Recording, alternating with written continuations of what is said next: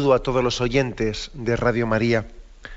Un día más, con la gracia del Señor, proseguimos el comentario del Catecismo de nuestra Madre la Iglesia. Estamos explicando dentro del apartado sobre las virtudes teologales, ya hemos explicado la fe y la esperanza, y estamos hablando de la virtud teologal de la caridad. Este es el tercer programa que dedicamos a esta virtud de la caridad. En concreto lo hacemos a partir del punto 1825. Dice así: Cristo murió por amor a nosotros cuando éramos todavía enemigos. El Señor nos pide que amemos como Él hasta a nuestros enemigos, que nos hagamos prójimos del más lejano, que amemos a los niños y a los pobres como a Él mismo. El apóstol San Pablo ofrece una descripción incomparable de la caridad. La caridad es paciente, es servicial, la caridad no es envidiosa, no es jactanciosa, no se engríe, es decorosa, no busca su interés, no se irrita, no toma en cuenta el mal, no se alegra de la injusticia, se alegra con la verdad. Todo lo excusa, todo lo cree, todo lo espera, todo lo soporta. Bien, como veis, un punto el 1825, que después de que ha explicado la virtud teologal de la caridad, ahora quiere, después de que le ha dado una fundamentación teológica, quiere extraer también pues unas consecuencias, aplicaciones prácticas. De qué manera concreta nosotros podemos llevar a efecto, podemos vivir en nuestra vida cotidiana la virtud de la caridad. Un punto, el 1825, que bien nos podría servir para hacer un examen de conciencia sobre la vivencia de la virtud de la caridad. En primer lugar, fundamenta el deber de nuestra caridad en la caridad que tuvo Cristo hacia nosotros. Y dice lo primero, ¿no? La primera frase, vamos a ir desgranando este punto. Cristo murió por amor a nosotros cuando éramos todavía enemigos. Y aquí cita Romanos capítulo 5, versículo 10. Dice así: En verdad, apenas habrá quien muera por un justo. Por un hombre de bien, tal vez se atrevería uno a morir. Mas la prueba de que Dios nos ama es que Cristo, siendo nosotros todavía pecadores, murió por nosotros. Con cuánta más razón, pues, justificados ahora por su sangre, seremos por él salvos de la cólera. Si cuando éramos enemigos fuimos reconciliados con Dios por la muerte de su Hijo, con cuánta más razón, estando ya reconciliados, seremos salvos por su vida. Es decir, que se está aquí recordando el hecho de que Cristo entregase su vida por nosotros siendo pecadores, ¿no? Porque aquí hay una gran diferencia entre la entrega nuestra de la vida por Cristo o la entrega de Cristo de su vida por nosotros. Hay una gran diferencia. Nosotros, cuando hablamos de que un mártir ha entregado su vida por Cristo, claro, está entregando su vida por alguien que es santo, ¿no? El santo entre los santos. Pero es que, claro, daros cuenta de que primeramente Jesucristo ha entregado su vida por nosotros pecadores. Hay una gran diferencia, ¿no? Entregar la vida por alguien santo y justo tiene un sentido más comprensible a nuestra razón humana. Sin embargo, la entrega de Cristo por nosotros, siendo pecadores y siendo enemigos suyos, siendo así que el pecado nos ha enemistado con Dios, ¿no?, únicamente puede tener la explicación de un amor gratuito. Además, fijaros, de un amor gratuito que, como hemos dicho en repetidas ocasiones, ¿no?, explica cuál es la esencia del amor mismo de Dios.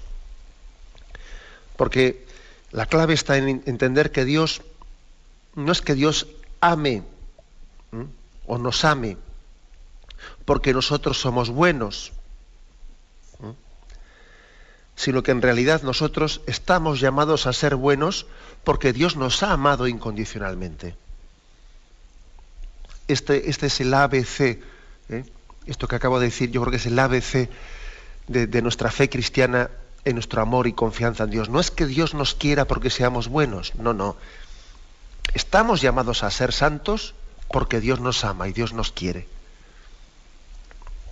Algo de esto podemos entender y percibir, pues, aunque sea un poco lejanamente, por esa analogía, por esa comparación que podemos tener con la experiencia humana de la familia, ¿no? No es que cuando un padre le dice a un hijo, si te portas bien, papá y mamá te van a querer mucho. En realidad eso no es cierto. Papá y mamá le quieren mucho a ese niño, no porque se porte bien o se porte mal, le quieren mucho pues porque es su hijo. Su amor es gratuito. Bien, esa es una imagen que todavía se aproxima poco a la referencia a este analogado del que queremos, analogado principal, ¿no? Del que queremos hablar, del amor de Dios. Dios no es que nos quiera porque seamos buenos. Él nos capacita para la bondad al crearnos, al amarnos. La creación, Dios no ha amado la creación por su bondad, sino que Dios ha creado por su amor. Ahora, cuando dice el Génesis que Dios iba creando, ¿no? Y dice, y vio Dios que era bueno, y vio Dios que era bueno. Uno podía entender mal ese principio como diciendo, bueno, y como vio que era bueno, lo amó. No. Porque lo amó, lo creó. Porque lo amó, lo creó. Este es el principio básico. Así hay que entender este punto de partida, ¿no? Romanos 5:10, que dice, Cristo murió por nosotros cuando éramos todavía enemigos. Habría que decir, Dios creó el mundo, Dios amó el mundo cuando todavía no existía. Y por puro amor lo creó. Y luego un paso más, ¿no? Esa fue la creación y ahora la redención. Cristo murió por nosotros, siendo nosotros pecadores y enemigos suyos. Y nos amó en un amor que estaba creando la esperanza. Al amar, creaba la esperanza en nosotros. Al amar, nos permitía pasar de esa situación de ser enemigos a amigos de Dios. No es fácil hablar de Dios, ¿verdad? Y a veces para hablar de Dios tenemos que recurrir a esa especie de espejos de Dios que son el rostro de los santos. Los santos reflejan esa gratuidad del amor de Dios. Me vas a permitir que para explicar lo que es este amor gratuito, ¿no? El hecho de que Dios nos ha amado no porque seamos buenos, sino nos ha amado siendo nosotros pecadores y malos y enemigos de Él, nos ha amado para que podamos ser buenos, ¿no? Como esto nos cuesta entenderlo a nosotros, ¿no? Permitidme que haga referencia a un santo concreto que esto lo vivió como con una gran intensidad, ¿no?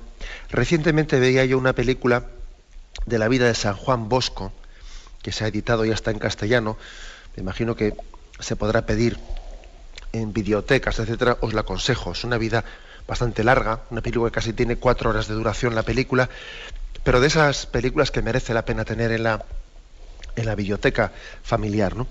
Bueno, pues la tesis de esta película, que es la tesis pues que es en el fondo es una de las convicciones fundamentales, ¿no?, de la vida de San Juan Bosco, es la siguiente, ¿no? San Juan Bosco ama con esa entrega y con esa ternura a los niños, a los jóvenes, no porque él los vea buenos, sino que él apuesta por esos chicos que están en la calle, que están metidos pues en medio del pillaje, o que tienen todos los boletos, para entendernos, ¿no? Tienen todos los boletos para fallarle. Apostar por ellos, por esos chicos de la marginación, pues sacarles la cara delante de las autoridades, pues apostar para que puedan recibir una buena educación, y claro, esos chicos tienen todos los boletos para fallarle. Lo más probable, lo más previsible humanamente es que les falle, ¿no? Bueno, pues la gran intuición de San Juan Bosco es la de decir, yo les amo Y yo, al amarles, no únicamente amo en genérico, sino que amo en concreto.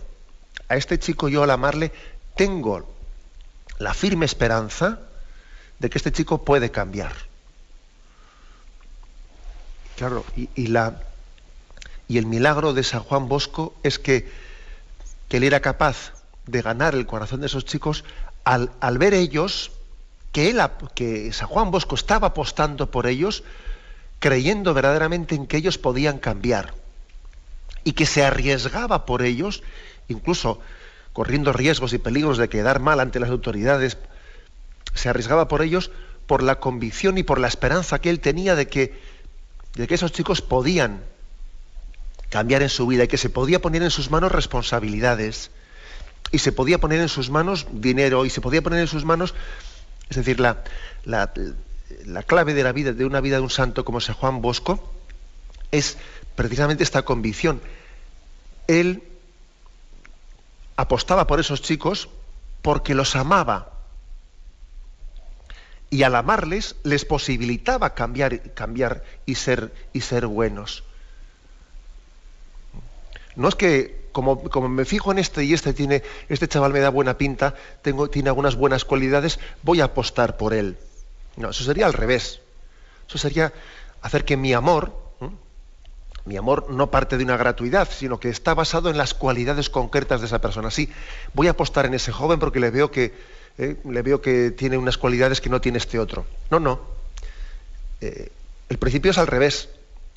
El principio es: yo voy a amar a este joven y voy a amar y tener la esperanza en Cristo en que Dios le ama, y si Dios le ama le puede cambiar. Y ahora, amándole así gratuitamente, se produce el milagro de que el amor crea la bondad. Y ese joven comienza a tener esperanza en que puede cambiar porque ve que alguien le ama y le quiere. Y al amarle le da la posibilidad de ser distinto. Bueno, pues hablaba de esa película de San Juan Bosco y ese estilo suyo de apostar por los chicos, bueno, pues aquellos en los que nadie apostaba por ellos, ¿no? Y que el amor gratuito hacia esos chicos era el que les conmovía y les daba la esperanza de poder cambiar en esta vida. Y digo que es como un reflejo, ¿no? Un pequeño reflejo de lo que es el amor de Dios hacia nosotros. Dios nos ha amado cuando nosotros no existíamos y nos creó por amor. Y Dios nos ha redimido cuando nosotros éramos perfectamente enemigos suyos por el pecado. Este es el amor gratuito. Tenemos un momento de reflexión de este punto 1825. Dice así: el Señor nos pide que amemos como Él hasta nuestros enemigos. Y aquí cita Mateo 5:44. Habéis oído que se dijo: amarás a tu prójimo y odiarás a tu enemigo. Pues yo os digo: amad a vuestros enemigos y rogad por los que os persiguen, para que seáis hijos de vuestro Padre Celestial, que hace salir su sol sobre malos y buenos y llover sobre justos e injustos.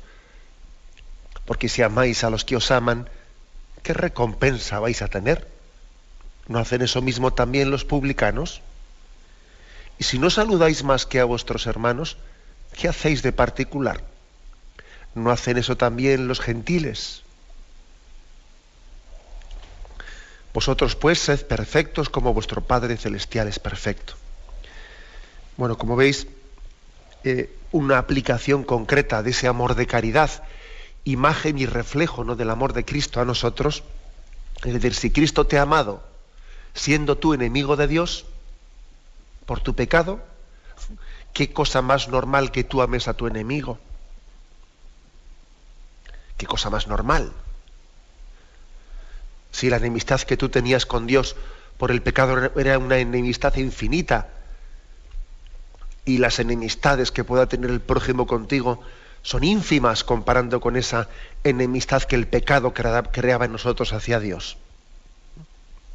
Además, una persona es mucho más de lo que yo percibo de ella.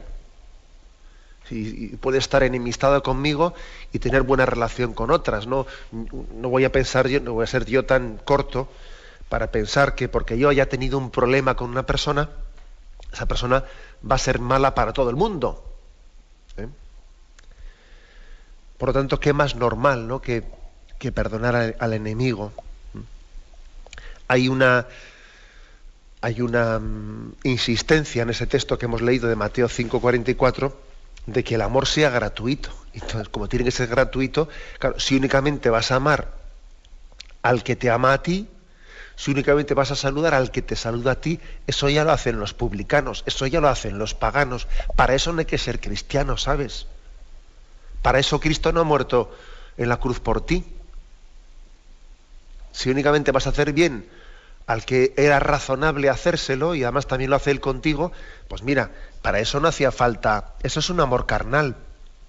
Eso es un amor de recompensa. No es un amor gratuito.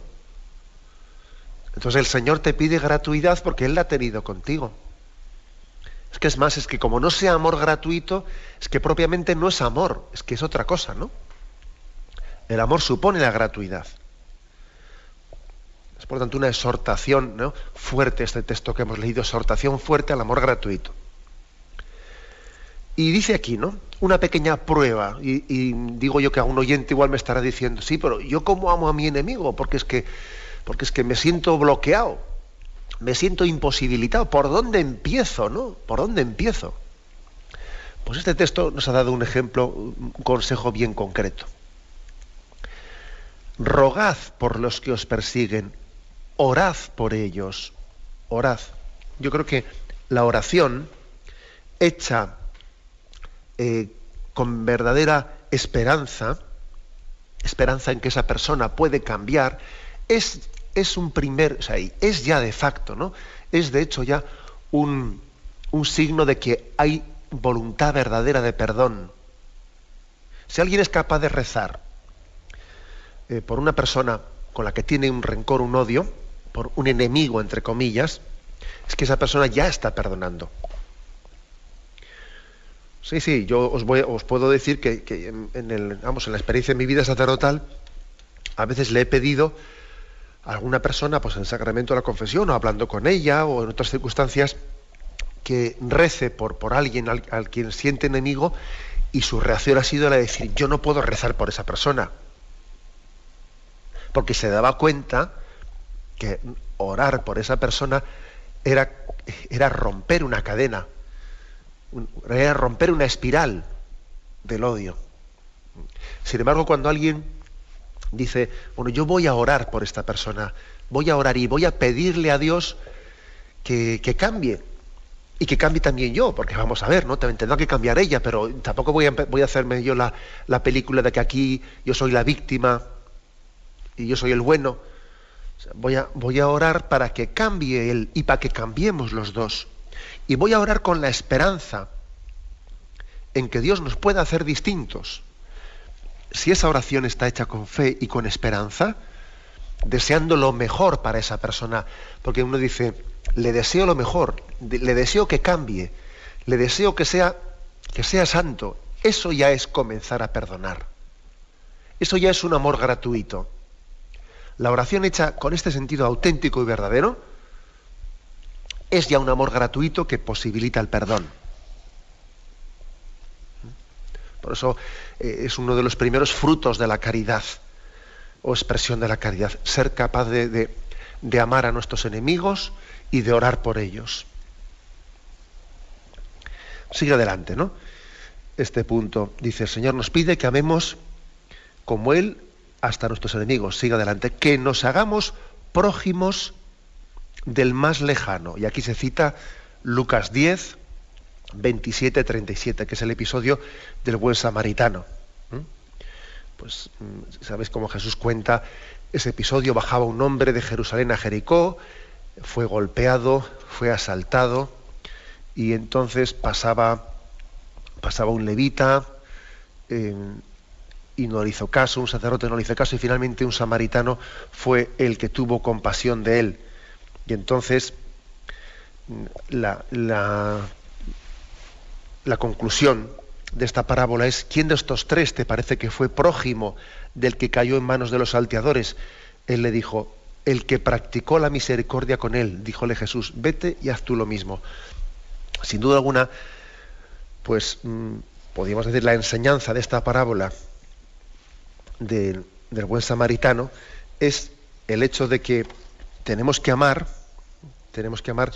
sin estar eligiendo yo a quién debo de amar, sino amando al prójimo, al próximo.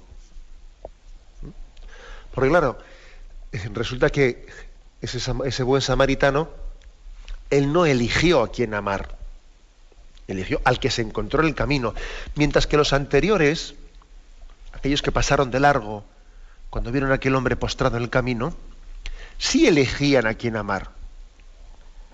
Porque la prueba es que aquel levita pasaba por aquel sitio, dio un rodeo, y él posiblemente, ese que dio un rodeo, lo hizo porque es que él iba a otras cosas donde tenía personas a las que sí que iba a amar. Se dirigiría a otras ocupaciones y seguro, vamos, con toda probabilidad, ¿no? Allí sí tendría personas a las que pensaba amar y pensaba servir, pero no a este, que de repente se me ha aparecido aquí a la vuelta de la esquina, sino a otros que me estarían esperando. Y la parábola del buen samaritano nos está recordando, no, el auténtico amor es el que es al próximo, al que te sale a tu encuentro, al que Dios pone a tu camino, no al que tú eliges. Porque si tú amas al que eliges y no al próximo, te estás amando a ti mismo, ¿eh? Es un amor que no sale de ti mismo. Se está como retroalimentando, ¿no? Es decir, yo elijo y yo amo a lo que elijo. Ya, claro. A eso se le puede llamar amor carnal. Amor carnal que, claro, tú eliges a qué personas, en qué circunstancias y en qué momento vas a amarlas, y entonces, bueno, si a eso le llamas amor, llámale amor, pero estás falseando la palabra. Te estás buscando a ti mismo, porque tú mismo creas las circunstancias, las personas y las situaciones en las que vas a amar, y eso no es un amor real. El amor real es el que Dios pone en el camino de tu vida, ¿no? Amar no conforme a mis planes, no conforme a mis preferencias, no conforme, sino según los planes y circunstancias en las que Dios sale al encuentro de mi vida. Un paso más, ¿eh? Después de habernos dicho cómo el Señor quiere que nos hagamos prójimos y que amemos al próximo, dice que amemos a los niños y a los pobres como a Él mismo. Como veis, este es un punto en el que estamos concretando pues una forma muy determinada, o sea, muy llevada a la práctica de cómo realizar el ideal de la virtud de la caridad, ¿no? Después de haber hablado de cómo hay que amar al prójimo, dice que amemos a los niños. Marcos 9:37.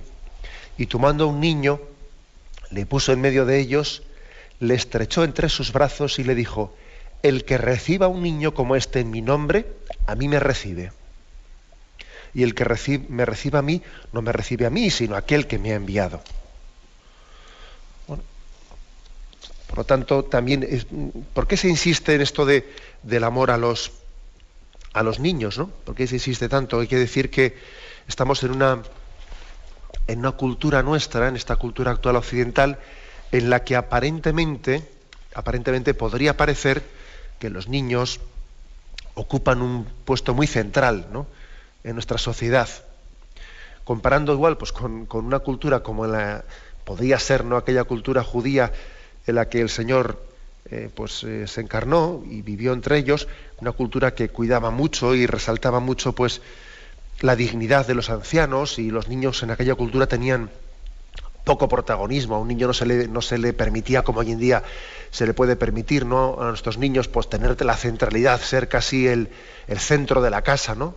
Los niños hoy en día son el centro de la casa. En aquella cultura judía ciertamente no era así. Un niño tenía que saber estar callado y escuchar a los mayores, etcétera, etcétera, etcétera. Ahora, yo creo que tenemos que tener capacidad autocrítica, y por el hecho de que los niños hoy en día sean el centro de nuestro hogar y de nuestra cultura, no pensemos tan fácilmente que estamos cumpliendo el ideal evangélico, ¿eh? Yo creo que habría que hacer un buen autoexamen. La prueba es que nuestra cultura divide y distingue, hace una frontera tremenda entre hijo deseado e hijo no deseado. Y si el hijo no es deseado, pues podemos cometer hacia él atrocidades, primero queriendo intentar impedir su concepción, luego si ha sido concebido incluso llegando a matarlo, y luego incluso si ha llegado a nacer, haciéndole la vida imposible, ¿no? Y proyectando en él nuestras frustraciones, porque es un hijo no deseado. Sin embargo, si el hijo es deseado, pues incluso podemos llegar a cometer hasta incorrecciones también, pues porque puede ocurrir que en nuestra cultura pues un niño pueda llegar a ser excesivamente mimado, haciendo de él pues casi, podríamos decir, un pequeño monstruito, ¿no? Alguien consentido en todos sus caprichos, porque sencillamente, como ha sido fruto de mis deseos, uno parece que está proyectando en él todo tipo de consentimiento y capricho. O sea, ojo, por lo tanto, con juzgar con demasiado optimismo nuestra cultura, pues porque nosotros a los niños se habla mucho de los derechos del niño y el niño siempre se le respeta, etcétera, etcétera, y se le pone en el centro de ojo con ello porque detrás posiblemente se esconda una falsedad. Nos estamos buscando a nosotros mismos también en los niños, nos buscamos a nosotros mismos. Si el niño no es deseado, lo desprecio, y si es deseado, me vuelco en él, ¿no? Uno se puede estar buscando a sí mismo. Cuando Jesús decía aquello de amemos a los niños, de que amemos a los niños, estaba subrayando el amar la sencillez. Amar la sencillez. Amar la fragilidad, eso de si no os hacéis como niños, no entraréis en el reino de los cielos. Pues porque nuestra forma complicada y alambicada de ser nos impide, ¿no?, recibir el don del reino de los cielos. El hecho de que a un niño se le ama necesariamente en gratuidad, porque tú amas, no puedes esperar de él recompensa, no, tienes que amarle y luego desprenderte de él. Tú no puedes tener un amor posesivo hacia un niño, hacia un hijo. Tienes que amarle y luego darle libertad para que sea en su vida lo que Dios quiera de él. Amar a un niño debidamente y correctamente y equilibradamente es también amar con gratuidad, porque tienes que amar lo que Dios quiera para él y luego tú desprenderte de él y no pretender poseerlo. Esto también es otra lección importante, que a veces nosotros amamos a los niños y luego a poseerlos, ¿no? Y que el niño no se salga de lo que yo tengo pensado para él. Y eso es amarte a ti en el niño, pero no es amarle a él por él mismo, ¿eh? Bueno, como veis, es un aspecto importante. Y por último, la última concreción de esta virtud de la caridad es, ¿no?, que nos hagamos prójimos del más lejano, que amemos a los niños y a los pobres, que amemos también a los pobres como a Él mismo, como a Cristo mismo. Y hace referencia a Mateo 25, versículo 40, donde ahí se habla del juicio final. Tuve hambre y me distes de comer. Tuve sed y me distes de beber. Pero Señor, ¿cuándo hicimos tal cosa, no? En realidad, cuando lo hacías a mí me lo estabas haciendo. Es decir, que estamos amando a los pobres, a los necesitados, como a Cristo mismo. Hay una presencia misteriosa de Cristo en todo hombre necesitado y postrado. Hay una presencia misteriosa.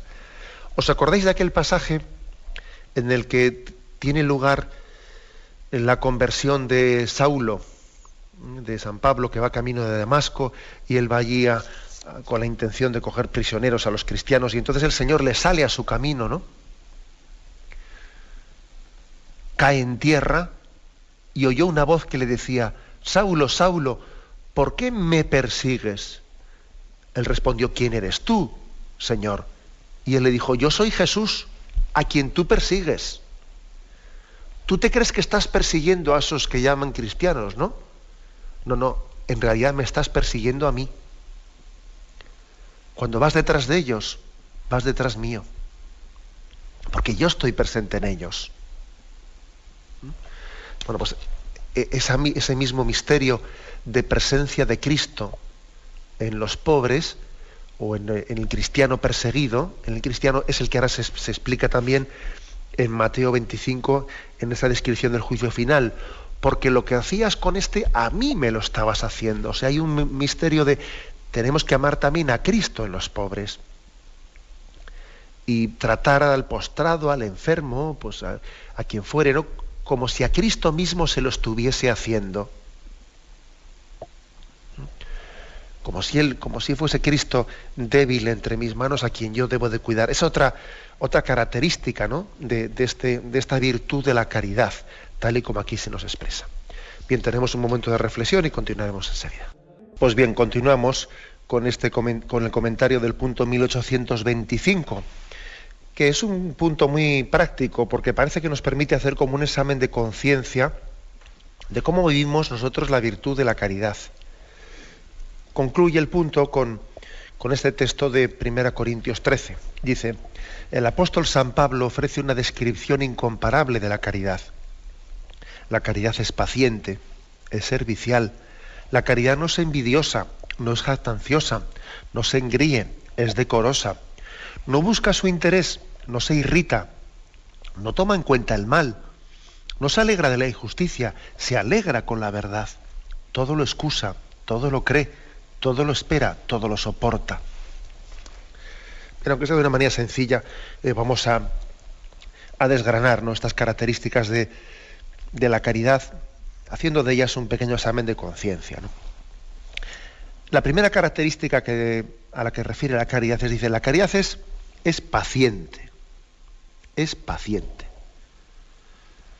Yo creo que esto es pues una concreción muy práctica, porque es que el amor auténtico es aquel que tiene la capacidad de querer a las personas respetando sus ritmos. Respetando sus ritmos. Dice más tarde, ¿no?, la caridad no se irrita. Dice al principio, es paciente, y luego más tarde dice, no se irrita, todo lo excusa.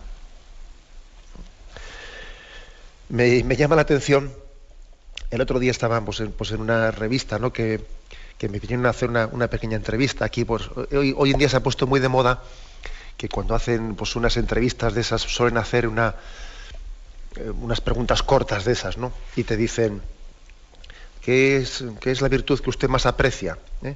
Y luego te dicen, ¿qué es lo que usted no soporta? Típicas preguntas, ¿no?, que se hacen hoy con mucha frecuencia en esas entrevistas breves. ¿Qué es lo que usted no soporta? Y me acuerdo que, no sé, me salió decirle, ¿no?, hombre, vamos a tener un poco más de paciencia con el prójimo, ¿no? Porque ya estamos pensando en qué es lo que no aguanto, qué es lo que no puedo soportar. Qué importante es el que pongamos en práctica en esas obras de misericordia, sufrir con paciencia los defectos del prójimo. Sufrir con paciencia los defectos, es que es básico, ¿no? Es básico en que si yo quiero amar a las personas, si yo quiero amar con un amor de caridad y gratuito, es básico tener paciencia con los defectos del prójimo. La impaciencia parte de que yo no amo con gratuidad. Tengo un amor que lo que quiero es que éste sea lo que yo quiero que sea, pero rápido además, ¿no? Rápido, o sea, es decir, tú tienes que ser lo que a mí me parece que tienes que ser aquí y ahora. Oye, si Dios a este le quiere tal y como es, Dios también deseará para él lo mejor, ¿no? Seguro que Dios le quiere a él mejor que yo le quiero. Y si Dios tiene paciencia con él, ¿quién soy yo para pedirle aquí, ahora, de esta manera, que tiene que rápidamente, ¿no?, que ser, bueno, pues vamos a ver, ¿no?, tengamos un poco más de paciencia con la gente. La caridad, si es auténtica, tiene paciencia. Ahora, yo no me refiero a una paciencia pasiva, no. Pero sí la paciencia de quien sabe que yo no marco los ritmos. Yo no marco la hora de esta persona. Dios ha marcado la hora de esta persona. ¿Y quién soy yo para decir que, pues que en este momento, lugar y circunstancia tiene que ser ya? Bueno, uno ama en Dios y ama con el amor de Dios y por lo tanto sometiéndose a los ritmos que Dios tenga para esa persona. ¿No? Por eso insistimos en esto, ¿no? La caridad, dice, es paciente y no se irrita. No se irrita. Otra característica, dice, la caridad es servicial. Es servicial. Esto lo hemos visto nosotros bien, lo hemos visto en el seno de nuestras familias bien claro, ¿no? Hemos visto cómo pues el amor de nuestras madres ha sido servicial. Un amor práctico, un amor práctico. Que a veces incluso hoy en día pues se suele calificar ese amor servicial de quien está siempre pues pensando en los demás y no en sí mismo, como que eso es ser un poco tonto. Ser un poco tonto, eso es una falta de autoestima, porque vamos a ver, ¿no? Tenemos que repartir las cosas de otra manera, ¿no? El amor es servicial, y yo desde luego no me imagino a alguien que tenga amor de caridad, pues sometiendo o supeditando el amor a unas relaciones de derechos y de deberes, en la que, bueno, con esto no estoy diciendo que no haya que tener corresponsabilidad, pues por ejemplo en el seno de la familia, y que no haya también que decirle pues al marido y a la mujer vamos a llevar estos trabajos en común, y a los hijos también que cada uno tiene que asumir ciertas responsabilidades dentro de la familia, y hay que también igual hasta ponerse una lista de deberes y fechas y quién le toca hoy, mañana te toca a ti. Bien, yo no hablo en contra de eso, porque eso también es una manera son métodos de suscitar responsabilidad, ¿no? Bueno, a mí me parece bien que se busquen ciertos métodos en los que también se ate un poco corto la pereza del personal, y entonces a uno también se le exijan unos mínimos, pues de que hoy me toca a mí recoger la cocina. No me parece mal, pero fijaros, sería una pobreza muy grande, pues si uno está supeditando la virtud de la caridad a esa especie de consenso de egoísmos. La caridad tiene que superar, ciertamente, tiene que ser proclive a la entrega servicial. Y no puede atarse, ¿no? No puede atarse tiene que superar necesariamente, ¿no? Una relación contractual en la que si tú haces esto, mañana me toca a mí, al otro le toca al otro. La caridad es servicial y es el amor práctico, que a veces es calificado como de tonto. Se dice mucho esa expresión famosa, ¿no? De que el Señor nos dijo que fuésemos hermanos, pero no primos. No hay que hacer el primo en esta vida. Sin embargo, ¿no? Ya me lo habéis oído decir, pues que a veces, por miedo a hacer el primo, renunciamos a ejercer de hermano. Y eso también ocurre en nuestra vida. Con lo cual, el amor es servicial. Y es capaz, además, tiene la característica de que desciende a cosas sencillas y concretas, ¿no? En las que supone que tiene que haber olvido de uno mismo. Porque, claro, a todo el mundo le gusta ser cómodo, a todo el mundo le gusta el sillón, a todo el mundo le gusta el mando a distancia, a todo el mundo le gusta el puesto más cómodo, ¿no? El amor, la caridad es servicial. Sigue adelante, ¿no? Y dice, la caridad no es envidiosa. Y entonces esto se traduce en que se alegra por el bien. Se alegra. Tener capacidad de gozo con el bien y de tristeza con el mal del prójimo. Por cierto, un comentario, que es evidente que es más fácil tener tristeza, sentir compasión hacia el mal del prójimo, que tener alegría por el bien suyo. Es más fácil sentir tristeza, porque al fin y al cabo, mira, uno cuando siente compasión porque al prójimo le ha ocurrido algo malo, o lo que fuere, ¿no? O le han declarado una enfermedad o lo que sea, parece que él mismo se siente como solidario. Mira, me siento solidario y entonces me siento bien sintiendo pena y sintiendo compasión por el que está sufriendo, ¿no? Sin embargo, nos cuesta más alegrarnos y gozarnos de un bien que Él tiene que yo no tengo. Eso nos cuesta más. Porque es un sentimiento más gratuito, en el que no te buscas a ti mismo. Sentir alegría por ello. Entonces, pues, hay que decir así de claro, ¿no? Que la caridad, es decir, qué bueno es que existas, qué bueno es que te vaya bien. O sea, me alegro por el bien en sí mismo. No me alegro por mí, no, es que el bien es difusivo, entonces, por lo tanto, el bien me alegra. No porque revierta para mí, me sea práctico a mí, no me sea práctico a mí, no, por sí mismo. Lo que es bueno me da gozo y alegría por sí mismo.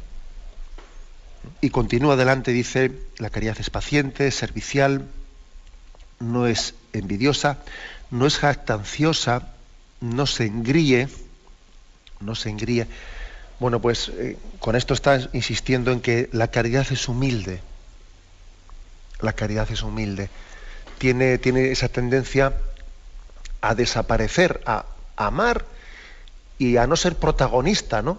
A no pretender arrogarse para sí ningún tipo de protagonismo en ese amor al prójimo, sino que ama desapareciendo. Ama desapareciendo. Y verdaderamente es como ese ejemplo que hemos puesto de la parábola del buen samaritano, ¿no? Que le lleva a la posada aquel hombre y él desaparece. Ha hecho el bien y luego él no tiene el protagonismo de estarse como queriendo él arrogar, ¿no? Pues esa fama o ese prestigio del bien que ha hecho, sino que el amor es humilde y aplica ese principio evangélico de que no sepa la mano derecha lo que hace la izquierda.